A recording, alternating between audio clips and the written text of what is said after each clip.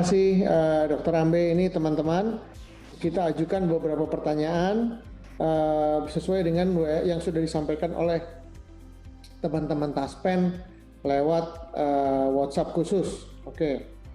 Pertanyaan yang pertama ini dari banyak sekali pertanyaannya ya. Ini dari kantor cabang Malang. Pertanyaannya adalah apakah virus corona bisa berpindah sendiri dari satu ruang ke ruang yang lain, kemudian dari materi seperti misalnya pakaian ke wajah, atau membutuhkan tindakan dari manusia untuk melakukan itu. Itu yang pertama. Ada 3 pertanyaan dulu dok ya. Iya. Yeah. Kemudian ada pertanyaan, apakah ibu hamil dan menyusui itu lebih rentan terhadap COVID-19 atau lebih aman, dan bagaimana mengatasinya. Kemudian ada pertanyaan lain, media penularan terbesar di Indonesia itu apa dok? Media penularan terbesar, apakah karena kumpul-kumpul atau karena hal yang lain, dan pencegahannya yang paling efektif apa? Meskipun tadi sudah disebutkan oleh dokter ada 8 item tadi, tapi mungkin bisa dibahas sedikit. Mungkin 3 pertanyaan itu dulu dok. Itu baik, sudah dari beberapa teman-teman dari beberapa cabang, nanti kita sambung dengan 3 pertanyaan lainnya. Ya, jadi satu mengenai penularan ya. Jadi jangan dibayangkan virus ini tuh bisa terbang jauh ya, dari lantai 1 ke lantai 3 atau lantai atas ke bawah, enggak ya. Prinsipnya adalah dia droplet. Dia terlontar dari cairan saluran nafas lewat batuk, bicara, batuk, bicara atau bersin gitu. Jadi sebenarnya tidak semengerikan itu ya, kecuali mungkin ada kondisi tertentu, misalkan di rumah sakit, nah itu bahaya. Tapi secara umum kalau di lingkungan tidak seperti itu ya. Terus betul dia bisa bertahan di permukaan benda-benda yang sering kita sentuh gitu. Termasuk uang ya, hati-hati. Uang kertas, uang logam. Tapi bukan berarti uangnya mesti kita semprot, kita mesti disetrika, enggak ya. Yang penting setiap habis pegang uang harus cuci tangan dengan air dan sabun itu. Yang kedua, mengenai ibu hamil dan menyusui. Dari penelitian diketahui bahwa ibu hamil dan menyusui itu risikonya sama dengan orang dewasa secara umum. Jadi bukan karena dia sedang hamil, jadi risikonya semakin besar, tidak ya. Jadi risikonya sama saja. Untuk menyusui, bahkan ibu yang sedang sakit pun, yang COVID pun, itu masih boleh menyusui, ya, nggak boleh berhenti ASI.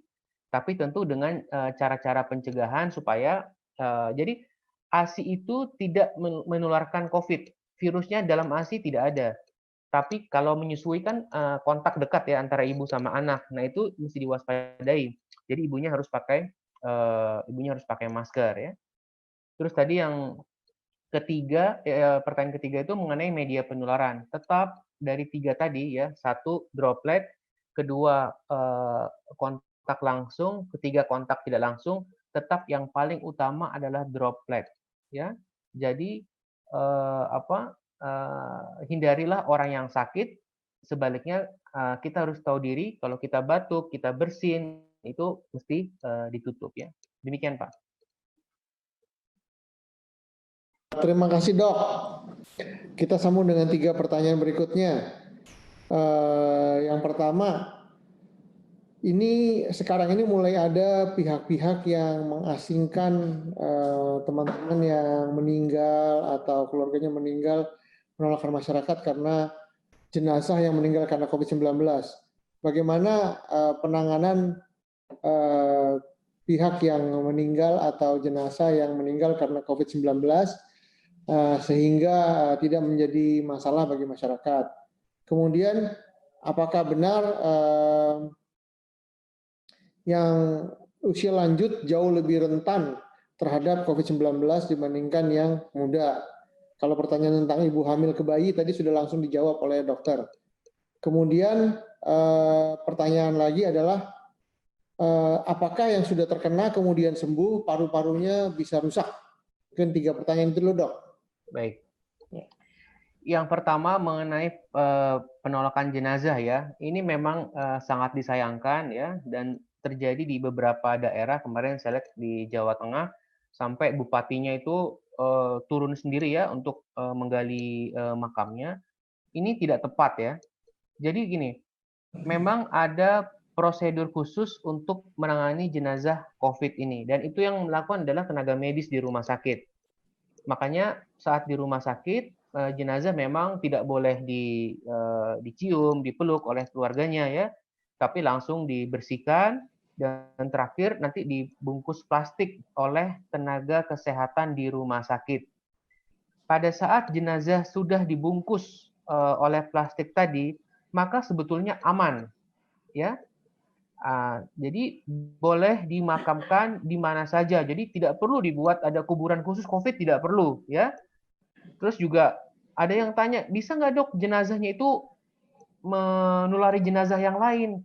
Ya kan udah sama-sama meninggal ya, ngapain juga dipikirkan ya? Itu nggak bisa ya. Jadi memang kalau sudah dibungkus itu sudah aman. Jadi tetap prinsipnya begitu dibungkus tidak perlu khawatir berlebihan. Tapi memang betul yang makamkan harus petugas dengan perlindungan yang khusus dan keluarga sudah nggak boleh lagi memegang atau menyentuh jenazahnya ya. Berikutnya yang usia lanjut. Betul bahwa mereka yang berusia di atas 60 tahun, terlebih lagi di atas 80 tahun, itu kalau kena penyakit ini bisa fatal. Ya, di Indonesia saya lihat bahkan hampir seluruhnya fatal, at least itu butuh ICU, ya, pakai ventilator, bahkan sampai bisa meninggal. Jadi saya bilang tadi, yang muda-muda ini yang kadang-kadang suka, wah saya masih muda, masih fit, rajin nge-gym, rajin apa. Nah, tapi tetap kita nggak tahu kita ini carrier atau bukan gitu. Jadi jangan menlari sama orang yang lain. Kalau kita lagi nggak enak badan, jangan ketemu sama orang-orang yang usianya lanjut ya. Jadi orang tua kita atau atasan kita jangan. Sebaliknya yang merasa sudah usia 60 tahun ke atas itu mesti lebih waspada ya. Nah, pertanyaan yang berikutnya, betul nggak kalau orang yang pernah kena COVID sembuh lalu paru-parunya menurun ya? Ini informasi ini viral ya di media sosial memang. Dasarnya adalah suatu penelitian pada kelompok kecil ya, saya lupa ada berapa belas atau berapa puluh orang pasien di China yang ternyata setelah mereka dinyatakan sembuh, tapi setelah itu dilihat fungsi parunya menurun. Kesimpulannya, jawabannya ini belum bisa kita belum bisa kita samaratakan ya. Itu hanya temuan awal. Banyak sekali pasien-pasien yang sembuh sempurna tanpa ada gejala sisa. Jadi bukan berarti kalau orang yang kena COVID setelah itu fungsi parunya pasti turun, itu keliru ya. Itu terlalu dini untuk menyimpulkan itu. Demikian, Pak. Pertanyaan lagi, Dok. Ya. Apakah pencegahan melalui jemur badan efektif? Dan kalau benar efektif itu pada jam berapa saja? Itu yang pertama. Yang kedua,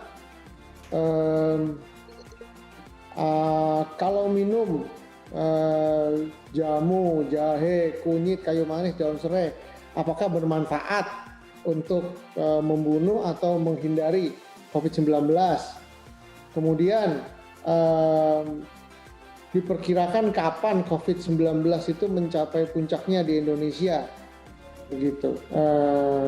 Ya itu 3 pertanyaan dulu, Dok. Baik. Pertanyaan pertama tentang menjemur badan ya, berjemur. Nah, ini juga salah kaprah ya. Mohon teman-teman perhatikan. 1. Berjemur tidak membunuh virus penyebab COVID. Saya ulangi, berjemur tidak membunuh virus COVID. Karena kalau saya lihat sekarang orang pada suka banget berjemur ya. Tiba-tiba yang tadinya nggak pernah berjemur jadi berjemur gitu kan. Saya tanya tujuannya apa? Supaya virus mati. Itu salah. Karena virus COVID ini, virus corona ini mati pada suhu minimal 56 derajat selama 30 menit. Saya kira badan kita nggak akan mampu tuh kalau dipanasin segitu, virusnya mati, kita juga mati ya.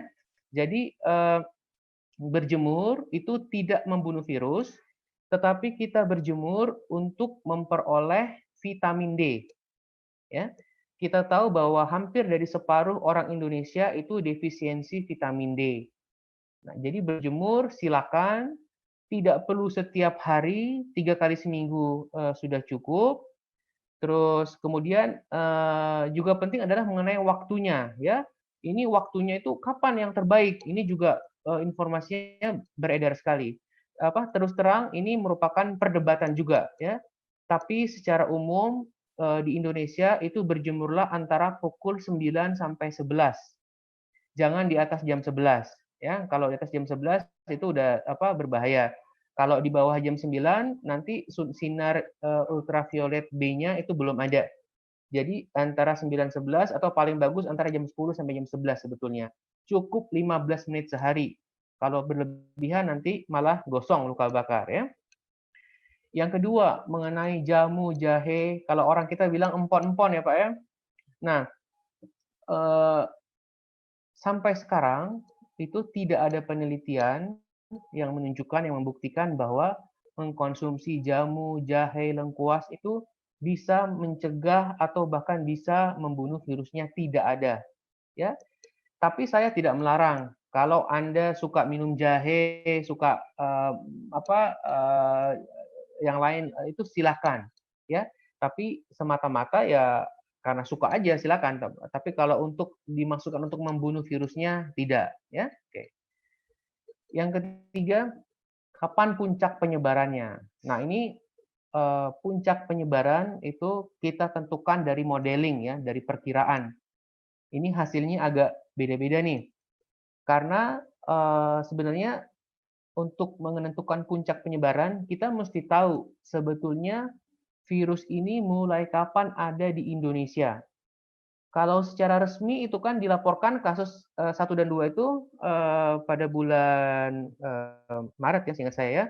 Nah, sementara sebetulnya seluruh negara Asia Tenggara itu sudah melaporkan kasus pada Januari dan Februari. Jadi kalau kita merujuk pada modelingnya UI, itu mereka menganggap kasus pertama kita itu sebetulnya bukan bulan Maret, bukan yang di Depok itu gitu loh. Tapi sudah banyak kasus yang undetected sebelumnya, ya. Ada yang bilang Januari, Februari. Jadi makanya puncaknya itu prediksinya berbeda-beda, ya. Ada yang bilang Juni, ada yang bilang April, ya. Kalau saya cenderung melihat data-data yang ada, puncaknya adalah akhir April atau awal Mei, ya. Jadi tepat pada kira-kira pada akhir Ramadan atau sekitar Idul Fitri, ya. Jadi makanya tadi jangan mudik, ya, tidak boleh mudik, tidak boleh sama sekali mudik. Demikian Pak. Oke, kita tambahkan lagi pertanyaan berikutnya dari banyak pihak. Yang pertama, apakah ada golongan darah tertentu yang lebih rentan terhadap COVID-19? Ini biasa nih pertanyaan-pertanyaan yang muncul karena WhatsApp University, Dok, ya. Kemudian yang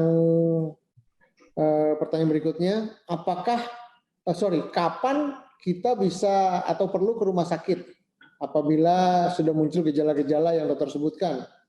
Apakah karantina mandiri terus dulu atau perlu ke rumah sakit? Kemudian ini ada banyak pertanyaan juga, kapan kebijakan work from home total harus dilaksanakan? Karena sebetulnya pelayanan Taspen ini mau tidak mau harus melayani masyarakat langsung, apalagi pensiunan, dan mereka itu sebetulnya rentan terhadap kasus ini. Mungkin tambah satu kasus lagi, Dok, karena banyak yang pensiunan yang mengambil lewat ATM, meskipun kami tidak melayani secara langsung, kami menghimbau mereka untuk lewat ATM, dan juga banyak karyawan Taspen yang mengambil duit di ATM. Seperti tadi dokter bilang, uang juga bisa membawa virus. Bagaimana langkah-langkah pencegahan yang harus dilakukan? Jadi ada 4 pertanyaan, Dok. Silakan. Baik.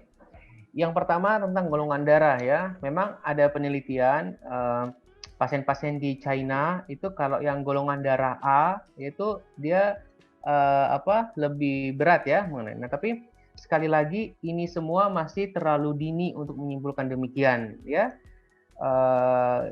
Masih butuh lebih banyak data lagi, dan itu menurut saya kurang penting lah.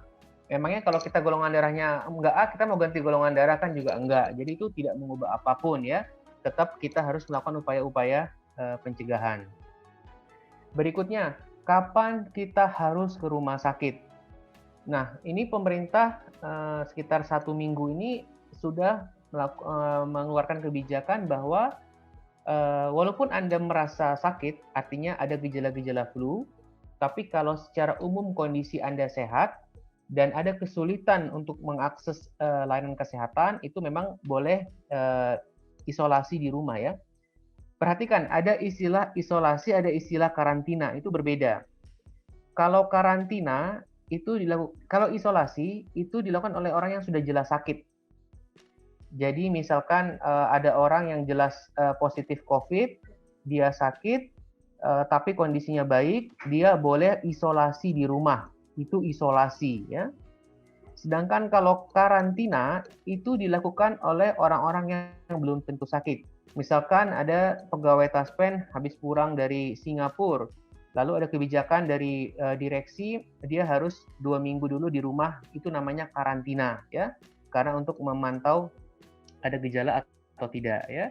Jadi kapan harus ke rumah sakit? Kalau secara umum satu timbul sesak ya, timbul sesak. Sesak itu dada, nafas terasa berat dan laju pernafasan di atas 20 kali per menit ya.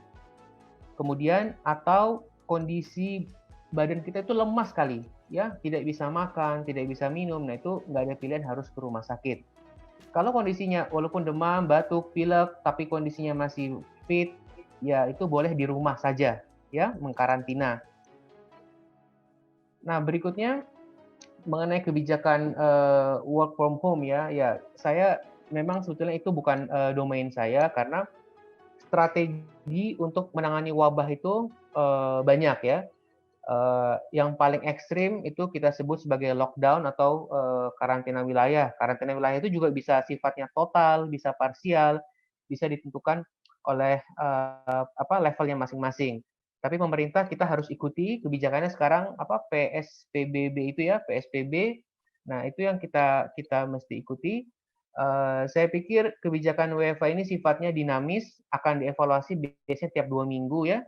Namun prediksi saya kalau melihat bahwa puncaknya ini akhir April atau awal Mei, mungkin ini kebijakan ini masih akan diperpanjang ya. Bahkan kalau dengar Pak Kepala BNPB, kajian internal BNPB dan BIN itu mengatakan puncaknya justru bulan Juni ya. Itu artinya masih panjang sekali dan kita belum tahu kapan wabah ini berakhir gitu ya. Jadi ini semua memang bisa berbeda-beda karena modelingnya, karena asumsi yang dipakai itu berbeda-beda ya. Namun kalau kita lihat dari versi universitas itu cenderung puncaknya itu akhir April atau awal Mei. Jadi teman-teman mesti lebih waspada. Berikutnya terkait uang dan ATM ya. Nah, satu ATM nih. ATM ini termasuk pencetannya itu hati-hati, itu dipegang oleh orang yang banyak ya. Jadi harusnya ya idealnya pihak pengelola ATM-nya mesti sering nyemprot-nyemprot ya. Tapi kan nggak mungkin. Jadi oleh karena itu kita kalau habis megang tombol ATM wajib cuci tangan dengan air dan sabun ya. Sama halnya dengan kertas, uang. Walaupun itu uang 100 ribuan mulus masih baru keluar dari ATM, kita jangan mengasumsikan ini uang ini pasti bersih. Tapi saya lihat BI juga sudah melakukan upaya sterilisasi ya. Saya kemarin baca di berita BI sebelum merilis uangnya keluar itu sudah dilakukan upaya-upaya sterilisasi. Tapi tetap aja kita mesti hati-hati. Sekalipun itu dari ATM, kita mesti cuci tangan sesudah memegang uang. Demikian, Pak. Terima kasih dok. Pertanyaan berikutnya ini pertanyaannya bertubi-tubi dok. Memang dokter favorit deh nih pertanyaannya. Pertanyaan berikutnya, apakah benar bahwa ada gejala yang cukup akurat yaitu seorang yang terkena COVID-19 kehilangan indera perasa pada lidah dan kehilangan indera penciuman pada hidungnya? Itu yang pertama. Yang kedua, pertanyaannya apakah yang terkena COVID-19 ini bisa sembuh sendiri dengan imunitas tubuhnya? Dan kalau iya, bagaimana bisa meningkatkan imunitas tubuh supaya bisa sembuh sendiri? Kemudian yang ketiga, ini pertanyaannya dari kelihatannya perokok ini, Dok. Pertanyaannya adalah, tolong dijelaskan lebih jelas lagi mengapa yang perokok itu lebih rentan dan lebih berisiko terkena COVID-19. Silakan, Dok. Ya, yang pertama mengenai gejala indera perasa dan pengancap ya. Jadi ada laporan memang, saya lupa ya di China apa di Italia, bahwa sekian persen pasien di Inggris ya, seingat saya di Inggris, sekian persen pasien itu mengeluhkan kehilangan atau gangguan indera pengecapan lidah dan hidung ya untuk membawi. Nah, sebetulnya gejala seperti ini tidak khas milik COVID ya. Kita tahu bahwa pada infeksi-infeksi virus yang lain itu juga bisa mengalami gejala seperti ini. Kita kalau lagi flu juga ada beberapa orang yang ada gangguan pengecapan sama pembaunya ya. Jadi kita masih harus tunggu lagi lebih banyak data, tapi nggak apa-apa, kita waspada. Kalau demam, batuk, ada kehilangan gangguan tadi pengecapan, kita boleh periksa ya. Tapi saya pribadi menganggap itu bukan gejala yang spesifik. Yang kedua, apakah penyakit COVID bisa sembuh sendiri? Jawabannya bisa. Ya, secara umum, hampir semua penyakit yang disebabkan virus itu memang bersifat self-limiting disease. Artinya memang dia sembuh sendiri.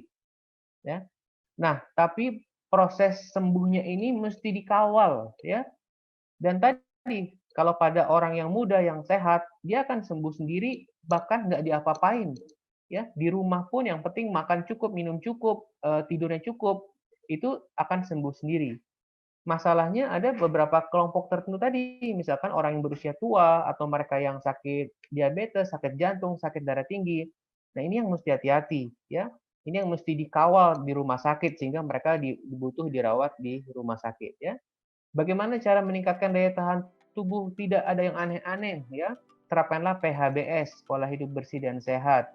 Ya, perhatikan betul setiap hari kita mesti makan sayur dan buah, ya. Sekarang di mana-mana suplemen vitamin habis, ya.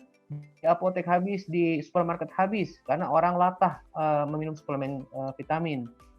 Betulkah itu diperlukan? Kalaupun perlu, berapa banyak kita harus minum, ya? Itu juga mesti hati-hati, nggak sembarangan, ya. Jadi sebetulnya selama kita masih bisa makan sayur dan buah setiap hari, tidak perlu suplementasi vitamin. Kecuali kita sedang merasa tidak enak badan atau sedang masa penyembuhan, boleh diminum selama 3-5 hari aja. Saya sebut satu merek aja ya, nggak apa-apa. Sekarang ada merek namanya Imbus tuh, Imbus. Itu semuanya habis. Itu keliru ya. Imbus bukan untuk diminum setiap saat. Ini kalau wabah 6 bulan, masa 6 bulan kita minum Imbus itu salah ya.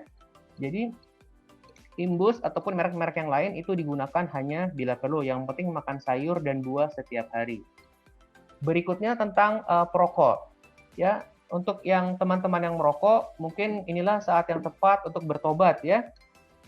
Karena karena memang ada penelitian jelas sekali di Cina ya, itu mereka yang mengalami kondisi yang berat, yang kritis, yang dirawat di ICU, yang perlu ventilator, itu memang persentase yang merokoknya besar, hampir 70%.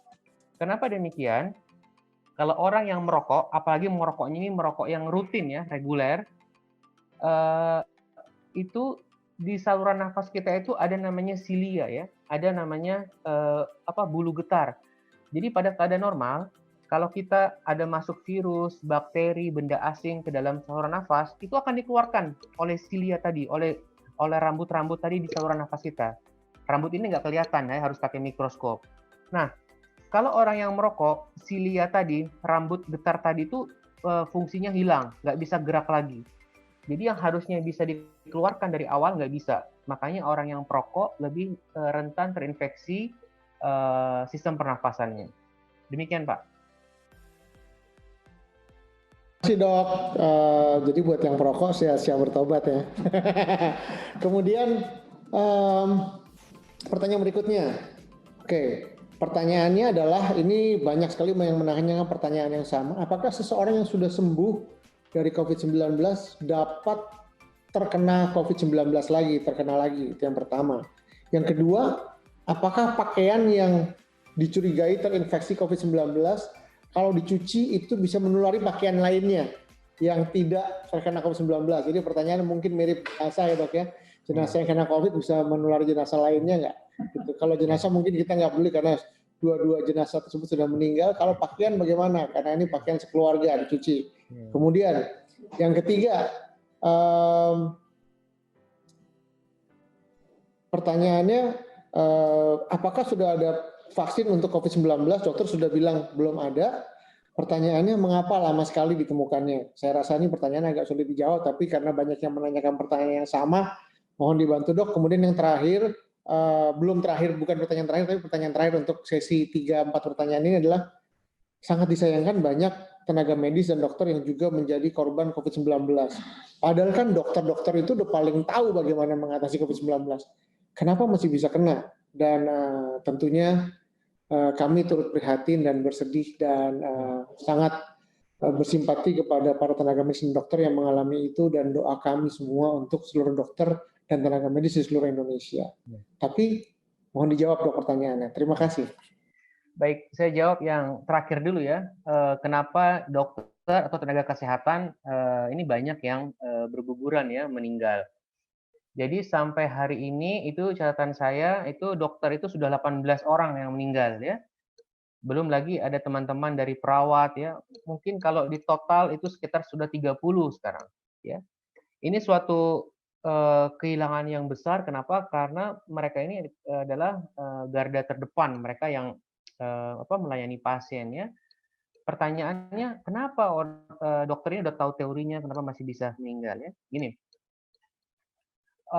semua penyakit infeksi ya, kalau kita bisa lihat ya, misalkan di kasus 0102 ya, itu kan mereka awalnya menghadiri kegiatan dansa ya di sebuah tempat. Tapi kita lihat di ruangan itu ada 60 sampai 80 orang, tapi tidak semuanya sakit kan? Atau bahkan kita lihat kemarin ada pejabat negara yang sakit dirawat, tapi ajudannya sakit, tapi supirnya tidak sakit. Itu kok bisa begitu? Padahal mereka kontaknya sama. Karena dalam konteks penyakit infeksi apapun, itu seseorang itu terinfeksi atau tidak, itu ada 3 hal ya. Ada 3 faktor yang disebut sebagai faktor 1, faktor host ya, faktor kita manusia. Yang kedua faktor agent atau faktor virus, yang ketiga faktor environment atau faktor lingkungan. Jadi tadi, misalkan dalam satu mobil ada satu positif, terus yang 2 lainnya sehat, tapi yang satunya bisa ketularan, satunya enggak. Kenapa? Tadi, satu faktor host, faktor pejamu, faktor manusia. Bisa jadi pada saat infeksi tadi, orang yang satunya itu dalam keadaan fit, sehingga daya tahan tubuhnya cukup untuk melawan virus. Yang satunya nggak fit, atau yang satunya dia ada sakit jantung, jadi gampang terinfeksi. Kemudian yang kedua faktor agent, itu faktor virusnya ya. Kalau jumlah virus, jadi setiap orang pun beda-beda nih Pak ya. Jadi ada orang yang sakit jumlah virus di saluran nafasnya misalkan 20. Nanti ada orang lain yang sakit jumlah virusnya 50. Nah, itu yang jumlah virusnya lebih banyak, itu cenderung lebih berat sakitnya memang. Ya, disebut sebagai viral load jumlah virus. Yang ketiga faktor environment. Di situ ada soal suhu, ada soal kelembaban. Nah, itu hal-hal begitu yang mempengaruhi. Jadi dokter itu kan termasuk kelompok risiko tinggi ya. Kalau masyarakat, teman-teman semua yang sekarang di kantor itu kan nggak tiap hari ke rumah sakit sebulan sekali apa setahun sekali ya. Tapi kalau kami yang terpapar terus oleh pasien, walaupun sudah tahu teorinya, walaupun sudah tahu alat pelindung dirinya ya, tapi tetap aja memang masih ada kerentanan atau risiko terinfeksi. Dan dokter-dokter yang meninggal ini pun kalau saya lihat beberapa juga tadi sama, mereka adalah mereka yang sudah berusia cukup lanjut atau mereka yang sebelumnya juga ada penyakit ya. Memang ada beberapa yang masih muda. Satu orang itu seumuran dengan saya, senior saya 1 tahun itu kemarin termasuk dokter saraf yang meninggal. Nah ini hal-hal yang begini mesti kita waspadai itu ya, kira-kira kenapa gitu. Kemudian pertanyaan pertama tadi kita kembali, apakah pasien bisa sembuh total ya. Jadi memang ada laporan di Jepang bahwa ada sekian kasus itu dia mengalami reinfeksi. Jadi awalnya dia sakit, lalu kemudian di swab ulang dinyatakan sembuh, setelah itu dia muncul gejala lagi sehingga sakit lagi ya. Itu ada laporan seperti itu. Namun kalau kita melihat secara keseluruhan, termasuk dari secara imunologi, dari pola antibodi orang yang sakit dan orang yang sehat, secara umum sebetulnya kelihatannya kemungkinan besar saya cukup yakin bahwa seseorang yang sudah sakit itu akan kebal, akan imun, ya. Artinya sakit berulang itu kecil sekali. Gitu. Kemudian yang berikutnya mengenai cuci baju, ya. Nah, baju yang kita pakai itu dicuci saja seperti biasa. Karena sebetulnya semua baju ya yang menggunakan deterjen, ya virus apapun termasuk corona yang terkena deterjen itu seketika akan kehilangan kemampuan infeksinya. Jadi mungkin aja sih ada kemungkinan virusnya tidak mati, tapi dia tidak akan bisa menginfeksi kita. Jadi baju cukup dicuci pakai deterjen seperti biasa ya. Yang berikutnya tentang vaksin. Nah ini saya kebetulan karena bidang saya juga di vaksin. Jadi dalam keadaan normal, untuk membuat satu vaksin yang baru itu dibutuhkan waktu 8 sampai 15 tahun. Bayangkan, ya. 8 sampai 15 tahun untuk membuat satu vaksin baru. Nah, ini ada kondisi khusus sekarang. Ada wabah yang meninggal banyak, belum ada obatnya, belum ada vaksinnya. Makanya sekarang sedang ada upaya-upaya percepatan. Setidak-tidaknya sekarang ada 2 uji klinis vaksin yang sedang berjalan, satu di Amerika, satu di China. Ini vaksinnya ini sudah mulai diuji cobakan. Tapi ini belum bisa disebut sebagai vaksin. Ini disebut sebagai kandidat vaksin atau vaksin eksperimental. Artinya dia bisa nanti bisa juga gagal, nggak berhasil ya. Kalau semuanya lancar, diperkirakan membuat vaksin ini paling cepat baru akan ada 12 bulan, 1 tahun dari sekarang ya. Karena memang membuat vaksin, apalagi vaksin virus itu sangat sulit. Demikian, Mbak. Terima kasih dok. Kemudian ada pertanyaan lagi. Pertanyaannya adalah bagaimana membedakan gejala sesak nafas yang satu dan yang lainnya, terutama untuk kasus COVID-19. Dan bagaimana kita bisa mengetahui apabila diri kita sendiri atau orang lain itu terkena COVID-19. Kemudian pertanyaan berikutnya adalah makanan vitamin apa yang direkomendasikan untuk ini banyak sekali yang menanyakan dok, terutama tentang makanan, mesti makan apa nih, kita mesti melakukan apa nih untuk mencegah COVID-19. Kalau misalnya vitamin sudah habis segala macam apa. Kemudian bagaimana kita bisa memberikan edukasi kepada keluarga yang ada di kampung halaman apabila kita tidak bisa pulang untuk mudik, kita mesti memberitahu informasi apa kepada mereka supaya mereka bisa menjaga kesehatan mereka masing-masing, karena mungkin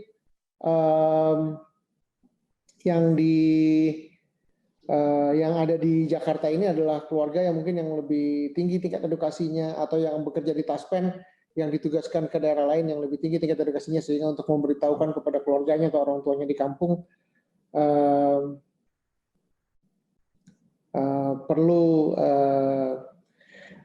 memberikan edukasi seperti apa. Kemudian sebetulnya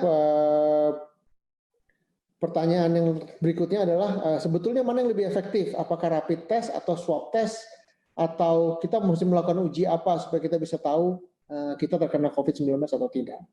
Silakan dok. Oke. Pertanyaan pertama tentang membedakan sesak nafas karena COVID atau karena yang lainnya. Itu sulit, ya. Itu memang sulit. Itu adalah ranahnya dokter. Jadi sebetulnya kalau Anda sesak plus ada demam, nah itu sebaiknya memang harus ke dokter ya untuk diperiksa, dicari tahu apakah ini COVID atau yang lain ya. Gitu. Yang kedua, bagaimana kita tahu kalau kita ini kena COVID apa enggak? Ya tentu dari gejalanya dong ya. Jadi satu tadi demam, yang kedua batuk kering, yang ketiga badan lemah, letih lesu ya, kadang-kadang sesak ya. Tapi masalahnya ingat tadi saya bilang, ada sebagian orang terutama yang masih muda itu yang gejalanya ringan ya. Bahkan terus terang di lapangan itu ini dari sudut pandang saya sebagai dokter ya, eee, di lapangan itu gejala klinis itu tidak selalu sesuai sama yang ada di teori gitu ya. Kan teorinya bilang demam, sesak, apa. Nah, tapi ada juga pasien yang awalnya demam, trombositnya turun, ya, kita pikir demam berdarah, tapi ternyata, kemudian dia mengalami perburukan, ternyata itu suatu Covid gitu ya. Jadi memang kalau ada keluhan demam, apalagi sesak, itu sebaiknya, ke dokter ya. Berikutnya mengenai vitamin ya. Tidak ada rekomendasi khusus seperti yang saya bilang tadi. Tapi yang terpenting adalah Anda harus, memperhatikan kecukupan, zat-zat gizi, karbohidrat, protein, ya, lemak, mineral, vitamin, air. Tolong yang lagi diet ketat ya, yang terutama yang perempuan, ibu-ibu mungkin lagi diet ekstrim, itu di saat begini jangan dulu ya. Tentu juga jangan berlebihan ya, karena lagi Covid, apalagi saya, di rumah jadi makan mulu ya. Nah itu juga, juga jangan, tetap makan ya, dan perbanyak porsi sayur dan buah ya. Kalau bisa pagi ada buah, siang ada buah, sayur, sore ada buah, sayur, itu bagus banget. Kalau itu bisa dicukupkan, maka tidak perlu minum suplementasi. Karena sebetulnya dari berbagai penelitian untuk COVID ini, sebenarnya yang spesifik itu adalah vitamin C memang, vitamin C ya, yang terbukti punya efek protektif ya. Dan itu pun tidak perlu tinggi-tinggi banget. Itu sehari kalau untuk orang yang sehat itu cukup 200 miligram ya. Itu cukup dari makan sayur dan buah setiap hari. Sedangkan kalau kita beli yang suplementasi itu rata-rata 1.000 atau 500 ya. Boleh diminum sesekali boleh, tapi tidak perlu terus-menerus, apalagi sampai berbulan-bulan ya. Nah, berikutnya mengenai edukasi untuk keluarga kita di kampung, ini mau mudik ya, orang tua, keluarga apa ya. Ya, satu, memang ini tidak mudah ya. Teman-teman kita di kampung itu kadang-kadang nggak kebayang, apa sih COVID ini apa, corona ini apa, gitu kan. Kita karena, yang tinggal di Jawa terutama kita melihat sendiri kasusnya jadi ada bayangan gitu. Jadi kita harus kasih edukasi bahwa, "Pak, Bu, saya tidak pulang dulu tahun ini, supaya demi kebaikan bersama." Terutama kalau bapak ibunya udah sepuh ya. Nanti kalau kita sakit, nanti saya bisa, menulari bapak sama ibu. Nanti bapak ibu yang sakit menulari yang lain, orang serumah ya, Pak D, Bude, om, tante, tetangga. Nah itu mesti kita cegah. Apalagi kalau pulangnya naik bus, naik kereta, waduh ya, itu udah berbahaya banget ya. Dan kalaupun kita nggak pulang, tetap satu, jangan lupa tetap titip doa, dan yang kedua yang penting transferannya jalan. Nah, ya kan? Karena kalau kita mudik itu kan kita biasa bawa uang ya untuk kedua orang tua. Jadi tahun ini kita fisiknya nggak ada, tapi jangan lupa untuk mengobati kesedihan itu tetap transfernya jalan. Yang berikutnya mengenai tes ya, ada rapid test, ada swab test. Jadi standarnya tetap yang terbaik adalah dengan swab test. Jadi pakai cotton bud, eee eee, dari hidung kita dimasukkan sampai ke bagian belakang, lalu diperiksa dengan teknik PCR. Ini adalah standar baku emas, ya. Ini yang paling dianjurkan. Tapi tadi masalahnya, di Indonesia itu hanya sekitar 20-an laboratorium, ya. Bayangin, satu Indonesia hanya 20 yang bisa mengerjakan, pemeriksaan ini. Karena petugas yang mengambil ini tadi itu mesti pakai pakaian khusus, laboratoriumnya juga mesti khusus ya, nggak bisa, sembarangan, nanti bisa tercemar ya. Oleh karena itu pemerintah memutuskan untuk membeli, tadi rapid test yang pakai darah. Jadi, rapid test ini fungsinya sebagai screening. Artinya gini, kalau seseorang ada gejala, terus dia periksa ke rumah sakit, diarahkan pakai rapid test ya. Ini kan rapid ini memeriksa antibody ya, jadi darahnya diambil. Nah, kalau hasil awalnya negatif, jangan senang dulu ya. Jadi kalau hasil awalnya negatif, ini dalam konteks ada gejala ya. Saya ada demam, saya ada batuk, saya ada sesak. Kita periksa hari ini negatif. Itu belum tentu negatif. Itu mesti diulang 7 sampai 10 hari lagi. Kalau 2 kali negatif, insya Allah itu betul-betul negatif memang, ya. Karena ada kelemahannya nih. Kalau mau periksa antibody itu timingnya mesti pas, ya. Di mana gejala itu di mana darah itu harus diambil setelah paling cepat setelah hari kelima, ya. Jadi teman-teman harus tahu bahwa masa inkubasi COVID ini 14 hari, ya, 2 sampai 14. Jadi antara seseorang mulai terinfeksi sampai timbul gejala itu secara teori 2 sampai 14 hari. Tapi rata-rata 4 sampai 5 hari udah muncul gejala, ya. Jadi kalau hari keempat, hari kelima kita mulai demam, sesak, kita langsung inget deh, dulu kita 4-5 hari kemarin kita kemana tuh, ya. Itu untuk ini. Jadi itu dan kondisi-kondisi yang paling berat itu terjadi di minggu-minggu pertama. Karena di minggu-minggu pertama itu jumlah virusnya sedang banyak-banyaknya, ya. Saya pikir itu. Nah, kalau tadi rapid negatif itu mesti diulang 7 sampai 10 hari. Kalau rapidnya positif, sebetulnya secara imunologis itu sebenarnya cukup kuat untuk menyatakan dia positif. Tapi pemerintah kita mengambil kehati-hatian. Kalau sudah positif dengan rapid, pemerintah minta diulang pakai swab, ya. Jadi sekarang yang swab itu, yang PCR itu memang sebagai lini kedua. Jadi kalau rapidnya positif, dikonfirmasi dengan PCR. Ya, kalau rapid ini keuntungannya bisa diperiksa di mana aja, di kantor bisa, di rumah bisa, ya, karena dia hanya menggunakan darah. Sedangkan kalau swab itu harus mengambil spesimen dari hidung. Demikian, Pak. Dok, ini yang saya ajukan lagi adalah pertanyaan yang menjadi suara hati dari banyak insan taspen. Yang pertama itu adalah, ini banyak yang long distance relationship, Dok. Karena suaminya atau istrinya bekerja di daerah atau pulau, bahkan pulau yang berbeda dengan keluarganya. Bagaimana nih yang long distance relationship? Kalau harus kembali ke daerah kan mau tidak mau harus pakai transportasi publik. Apakah ada protokol tertentu yang dapat dilakukan untuk menghindari penularan pandemi atau tidak ada? Memang ya disarankan untuk sementara jangan ketemu aja gitu ya. Itu yang pertama. Yang kedua, pertanyaannya berikutnya adalah kalau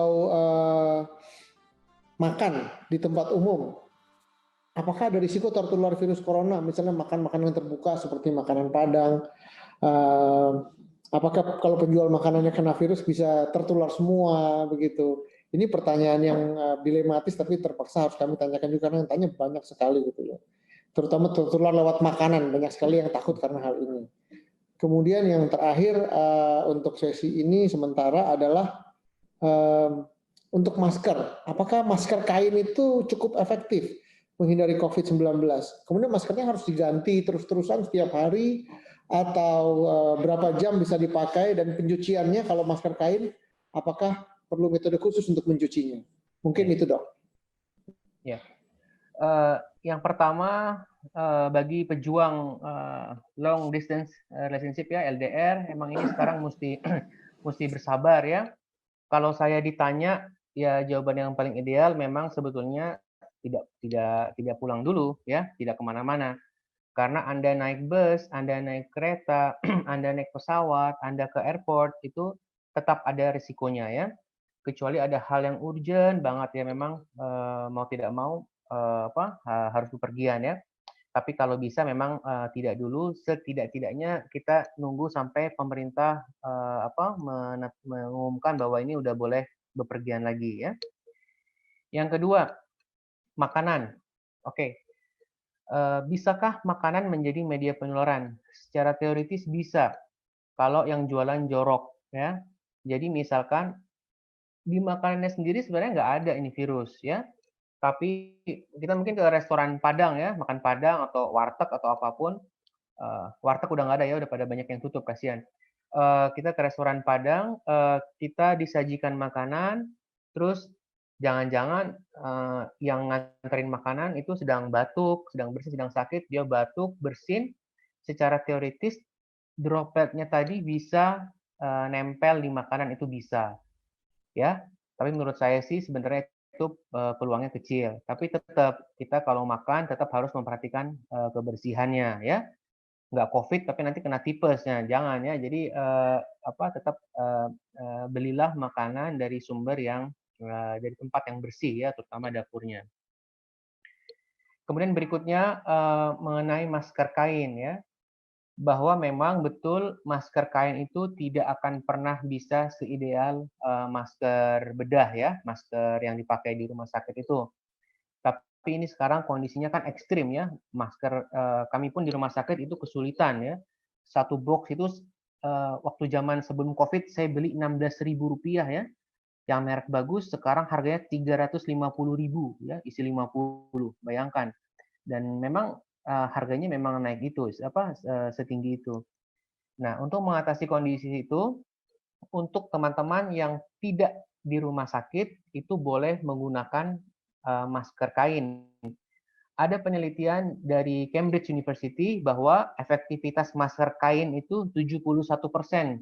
Lumayan ya, daripada tidak pakai masker sama sekali. Nah, saya bilang tadi ya, coba nanti buka marketplace ya, online shop gitu.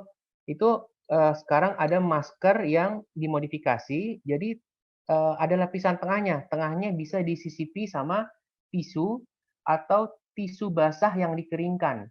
Itu akan menambah efek proteksinya. Ya, dan masker kain ini mesti dicuci tiap hari ya.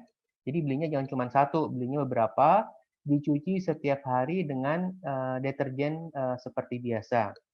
Sedangkan untuk masker rumah sakit, masker bedah, itu harus diganti kalau sudah basah. Dalam satu kepustakaan dibilang mesti diganti setiap 4 sampai 6 jam sekali.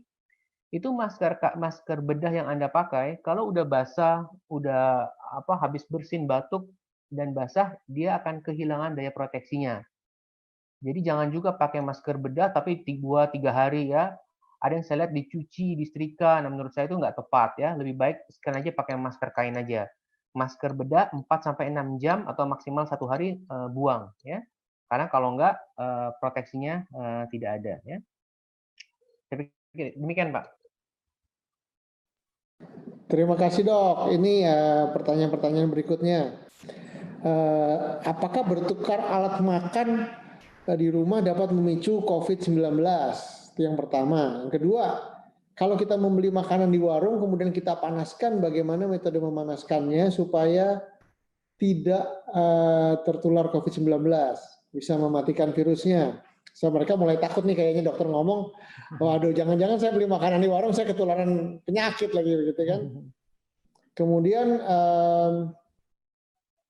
apakah virus ini nanti bisa menjadi penyakit yang musiman seperti influenza? Jadi apakah kita pencegahannya seperti apa ke depannya? Karena kalau sampai berbahaya kan nggak lucu begitu dok ya, mengurangi aktivitas, merusak aktivitas bisnis dan keluarga begitu. Silahkan dok. Ya, pertama mengenai alat makan ya. Memang alat makan itu sebaiknya tidak sharing, tidak dipakai bersama di rumah kalau ada yang menunjukkan gejala ya. Jadi kalau ada yang merasa demam, batuk, pilek, udah deh itu memisahkan diri di kamar, jangan ketemu siapa-siapa, di kamar aja, makannya di kamar, alat makannya dipisah ya. Tapi sebetulnya kalau di dalam rumah itu tidak ada yang bergejala, semuanya terlihat sehat, menggunakan alat makan bersama selama dicuci ya, itu sifatnya masih relatif aman ya. Yang kedua mengenai pemanasan makanan. Jadi kita tahu bahwa virus ini mati pada suhu minimal 56 derajat yang dipaparkan selama 30 menit ya. Jadi kalau 56 derajat tapi cuma 10 menit juga nggak akan mati ya. Jadi sebetulnya sih ya tidak perlu, jadi semua makanan mesti dipanasin gitu ya, ya nggak perlu. Makanya dari awal kita mesti lihat, kalau kita beli terutama itu harus dari sumber atau dapur yang bersih. Kalau mau dipanaskan ya silakan ya, mungkin juga biar makannya lebih nikmat ya, tapi ya nggak bisa tuh kita memanaskan dengan harapan sampai 50 derajat itu nggak akan bisa ya. Malah kalau makannya dipanaskan berlebihan, maka zat gizinya tentu bisa hilang ya. Jadi yang paling penting tadi, belilah dari sumber-sumber dari dapur, dari restoran, dari tempat makan yang kita percaya kebersihannya ya. Pertanyaan yang terakhir nih, ini sulit nih, ini pertanyaan yang paling sulit ya. Bagaimana ending semua ini sebetulnya? Itu pertanyaannya. Satu, soal waktu ya. Kita tidak tahu kapan ini berakhir ya. Karena dalam pandemi ya, itu ada yang disebut sebagai multiple waves ya. Itu China itu sudah mengalami dua waves ya. Jadi wave gelombang pertama itu yang waktu bulan Desember Januari ya. Terus gelombang yang kedua itu kemarin waktu bulan Januari Februari. Nah, ini sekarang di China ini mulai ada laporan kenaikan jumlah kasus lagi walaupun tidak banyak. Ini takutnya disebut sebagai third waves ya. Jadi begitulah sifat dari pandemi itu, dia pukulannya berkali-kali. Belum tentu akan terjadi second apa third wave gitu. Jadi kita tapi mesti waspada. Nah, kapan ini semua akan berakhir ya? Nggak ada yang bisa pastikan. Tapi harapan kita itu semoga insya Allah ini selesai dalam waktu 6 bulan. Ya. 6 bulannya dihitung mulai kapan? Nah, itu juga menjadi perdebatan apakah mulai Januari, mulai Maret ya. Tapi anggap aja kalau kita mulainya Maret. Jadi insya Allah di bulan Agustus, September semuanya sudah mulai membaik. Dan bagaimana ending dari virus ini gitu ya? Ini juga sulit dijawab. Tapi kemungkinan besar memang virus ini masih akan ada di tengah-tengah masyarakat kita. Dia akan menjadi virus baru seperti influenza, seperti common cold. Hanya bedanya pada saat itu nanti kita mungkin sudah punya vaksinnya. Kita sudah tahu di mana upaya-upaya pencegahan yang lebih spesifik. Kita udah tahu kalau orang yang sakit itu mesti diapain ya supaya tingkat kematiannya tidak tinggi. Karena terus terang sampai sekarang ini misterinya masih besar sekali. Kami pun di lapangan sebagai dokter kadang-kadang itu clueless ya. Jadi kami kadang-kadang juga kok bisa ya tiba-tiba misalkan satu pasien perburukan gitu ya. Kadang-kadang usia muda kenapa perburukan. Nah, ini hal-hal seperti ini karena ini memang adalah penyakit dan virus yang baru. Oleh karena itu pentingnya adalah pencegahan ya, pencegahan. Kalau udah sakit, udah semua udah serba unpredictable ya. Jadi tadi di satu pasien dia endingnya bagus, bisa pulang, ketawa-ketawa ya, muncul di TV ya. Yang satu lagi nanti berakhir di kamar jenazah gitu. Jadi padahal mungkin usianya sama, semuanya sama. Oleh karena itu saya tidak nakut-nakutin, tapi oleh karena itu ini makin menegaskan pentingnya pencegahan ya. Dari semua pencegahan yang paling penting itu sebetulnya dua. Satu, cuci tangan. Yang kedua, hindari orang yang sakit ya. Itu sebetulnya. Itu yang paling penting yang nggak boleh dilanggar sama sekali. Demikian, Pak. Yang tadi dok soal bertukar alat makan dok, mungkin dijelaskan. Oh, iya. Boleh Pak. Jadi selama di satu rumah itu tidak ada yang sakit, ya, tidak ada yang bergejala, alat makan dipakai bergantian boleh selama habis dipakai dicuci kan dengan sabun ya. Tapi kalau ada satu anggota keluarga yang mulai menunjukkan gejala seperti flu, dia sebaiknya alat makannya dipisah tersendiri Pak. Gitu. Sesi berikutnya banyak pertanyaan nih yang sama. Apa risiko bagi karyawan yang bekerja di ruangan AC? Kan ini sharing AC, apakah virusnya airborne? Tuh. Kemudian apakah virus ini berkeliaran di udara atau jatuh ke bawah karena gravitasi, dan berapa lama bisa hidup di benda-benda yang kita sentuh? Kemudian apakah ada metode-metode tertentu yang dapat membunuh virus COVID-19? Ini ada yang menanyakan misalnya memanaskan tenggorokan dengan uap air yang sedang mendidih gitu ya. Saya tidak pernah melakukan itu, tapi mungkin ada pengalaman itu ya, mungkin vaping pakai vaporizing dokter ya, saya nggak tahu, atau nebulizing. Kemudian ini pertanyaan agak unik sih, apakah hubungan suami istri dapat menimbulkan penularan COVID-19? Silakan dok. Oke, baik. Yang pertama mengenai ruangan ber-AC ya. Jadi sebetulnya semua ruangan yang tertutup itu memang memiliki resiko sebetulnya. Tapi tetap virus ini sejauh ini adalah droplet, bukan airborne ya. Bedanya apa sih? Kalau droplet, dia terlontar dari mulut seseorang, udah terlontar ya 1-2 meter, dia jatuh, udah selesai. Habis itu dia akan nempel, akan hinggap kan, entah hinggapnya di benda atau di muka orang, badan orang itu bisa ya. Sedangkan kalau airborne itu setelah terlontar ke udara, dia melayang-layang di udara. Nah, sampai sekarang COVID ini bukan airborne. Jadi jangan dibayangin dia melayang-layang di udara sekian lama ya, terus terbang lantai 15 ke lantai 13 misalkan, nggak seperti itu ya. Jadi tidak se-ekstrim itu sebetulnya. Yang kedua, berapa lama virus ini bisa bertahan hidup di benda? Ya, sangat bergantung pada satu, suhu, yang kedua kelembaban, yang ketiga sifat permukaan benda. Ya, jadi benda-benda yang misalkan uang logam sama uang kertas ya, itu virus lebih tahan hidup di uang logam daripada di uang kertas karena sifat dari bendanya ya. Nah, terus alhamdulillah kita ini kan hidup di negara yang tropis ya, yang suhunya lumayan panas 30 derajat. Secara teori pada suhu 30 derajat virus itu bertahan hidup maksimal 24 jam ya, dari penelitian yang sudah ada. Itu paling lama 24 jam. Ya, tentu sangat mungkin lebih singkat lagi, apalagi kalau kita rajin menyemprotkan tadi ya, gagang pintu, bersihin HP ya, pencetan lift, itu virusnya pasti akan cepat mati. Berikutnya, bisakah memanaskan tenggorokan? Tidak bisa ya. Itu juga videonya marak sekali beredar ya di Instagram ya. Ada yang masak air sampai mendidih, lalu tutupnya, pancinya dibuka, lalu uapnya dihirup supaya virusnya mati. Tidak ya. Saya bilang tadi virus ini mati pada suhu 56 derajat. Kalau kita panasin tenggorokan 56 ya udah pasti bonyok ya, melepuh semua tenggorokan kita. Jadi itu tidak mungkin, tidak ada gunanya. Yang terakhir, ini pertanyaan yang penting sebenarnya Pak ya, berhubungan suami istri pada masa pandemi seperti ini. Ada penelitian bahwa sebetulnya di tengah situasi begini di seluruh dunia itu sebenarnya walaupun sekarang banyak yang ngumpul di rumah ya, stay at home, tapi secara umum itu keinginan ya dan frekuensi untuk berhubungan suami istri itu menurun. Ya, karena mungkin secara psikologis kita semua sekarang sedang sedikit tertekan ya, suasana tidak enak di rumah tapi nggak bisa kerja ya, banyak kehilangan pekerjaan demikian aja. Nah, virus ini tidak ditemukan di sperma atau di cairan vagina, ya.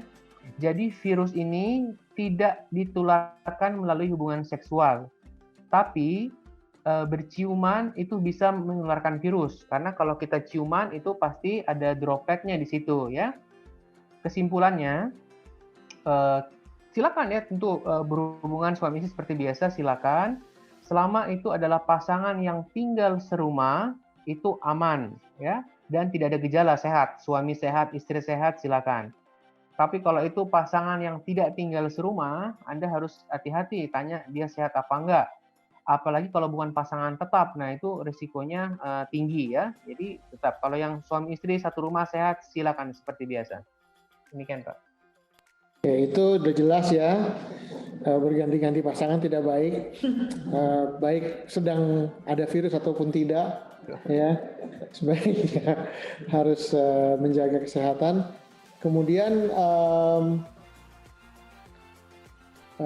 pertanyaan Dok, mengapa untuk menyatakan seorang positif corona membutuhkan tes berkali-kali? Kemudian apakah vaksinasi influenza dan pneumonia dapat membunuh COVID-19? Sebetulnya dokter sudah jelaskan tadi, tapi mohon dijelaskan lagi Dok. Kemudian yang pertanyaannya adalah yang terakhir adalah apa yang harus dilakukan? Apakah betul olahraga itu bisa mengurangi pencegahan COVID-19? Silakan Dok. Ya.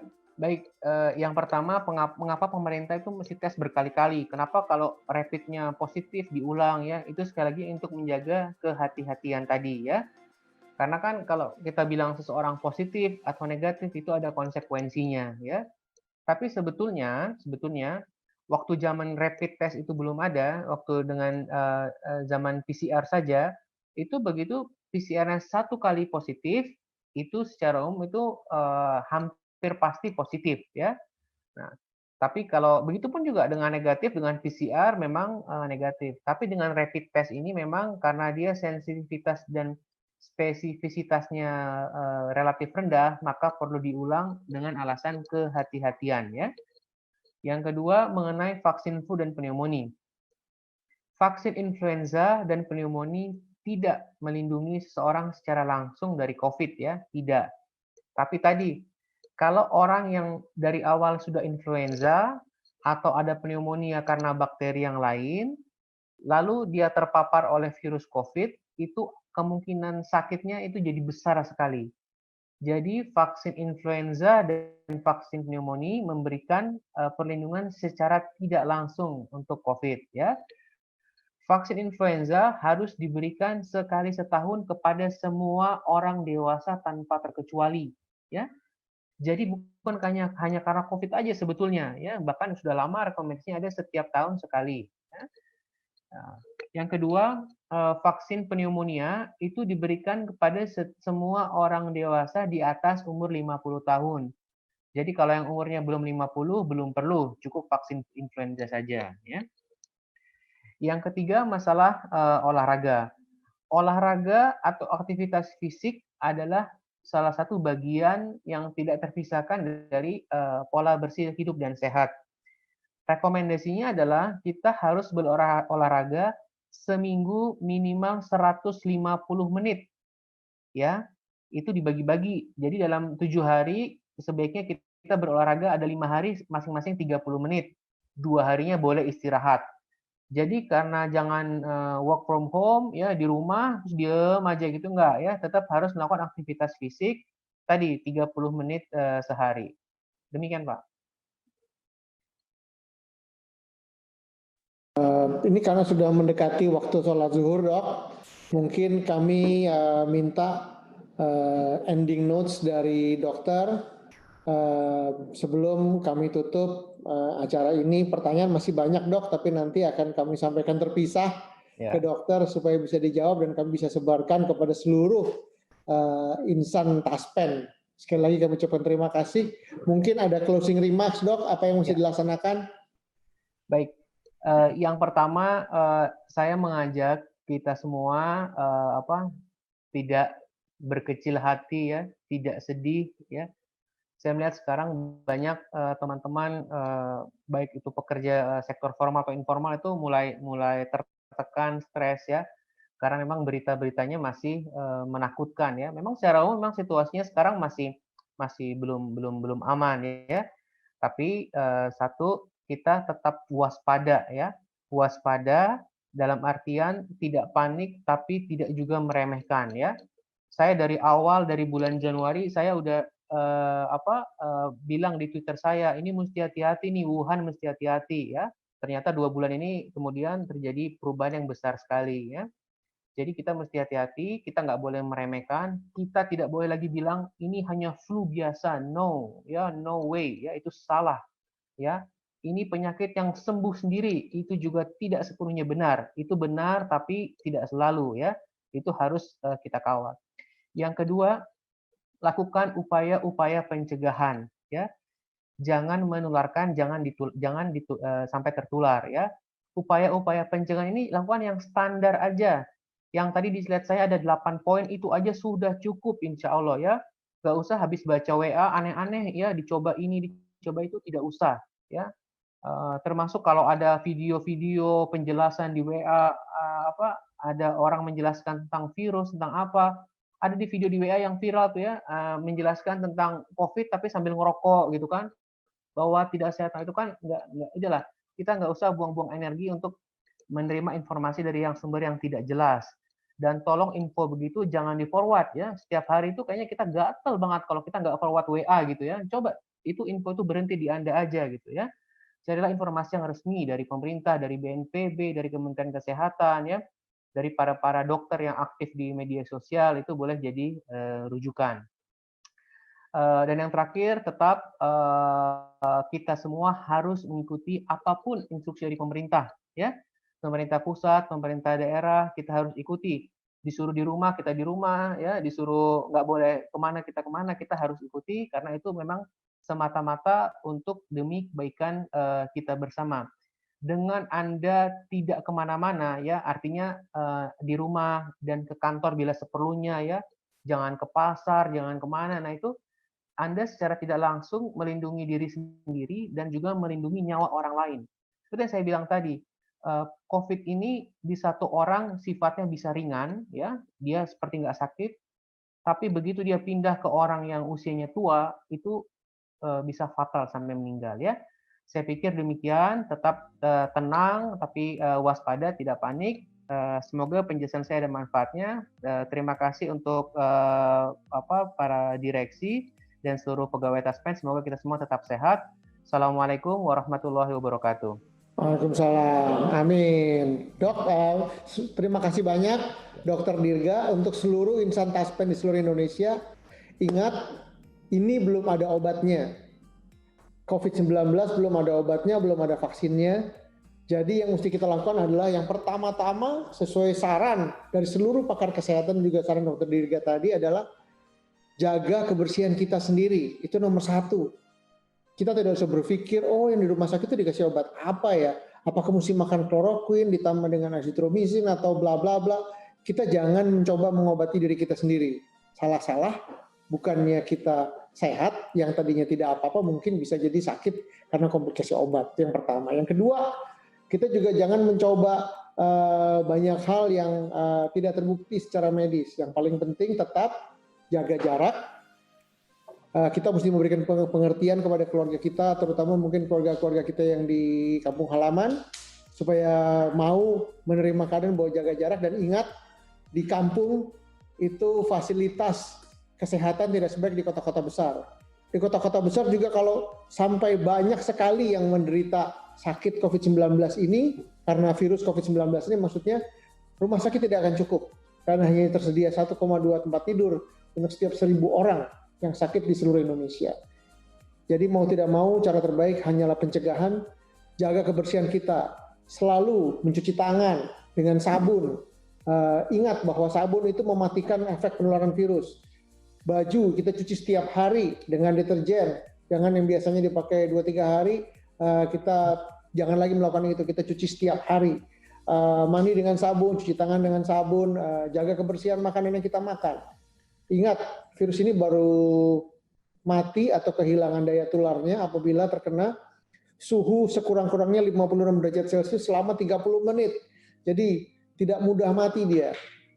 Bahkan bisa bertahan cukup lama di permukaan benda yang kita sentuh. Jadi usahakan selalu bersihkan, pakai desinfektan apabila mungkin, tapi yang paling penting cuci tangan dengan sabun, jaga jarak, pakai masker kemanapun kita pergi. Masker kain juga tidak apa-apa.